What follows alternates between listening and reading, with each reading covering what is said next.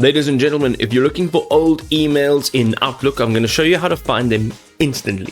Ladies and gentlemen, we are in Outlook. I'm using the browser version, but you can also use the app. So what we're going to do over here is we are going to look for a particular email, and it's going to be from an older date range. So right at the top here, you'll see your search bar, and here initially you can just search all of your different folders, but we want to just keep it at all folders, and we're going to go to the right hand side. You'll see filters. Now at filters, you can filter out if you're looking for a particular email, but for this particular video, we're looking for a date range. So let's go down to date from and go and click on the little calendar. Now you can see you can scroll day by day, week by week, month by month. But what we want to do is we'd like to have a wider date range. So go and click on the date at the top. Currently it says June 2025. And here, click on the year again. Now you can see by using these arrows, you can change the date range. Let's say that I want to look up emails from 2000. You'll have to also choose a month. So let's say January,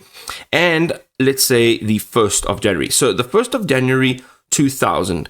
And this is where I want to start my search. And then we have a selected date to end.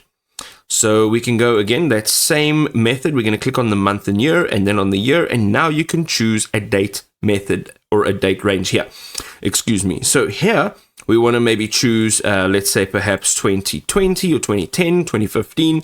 It doesn't really matter what it is, as long as your date range, you'll have the emails that you're looking for. So let's just go January again, and we're going to say the 1st of January. And now you're going to hit search. So this email account doesn't have any from their date range, but ultimately what you'll see is all of your older emails. And now you can manage them. You can put them in different folders, and you can also tag them in different categories so that you can organize them better.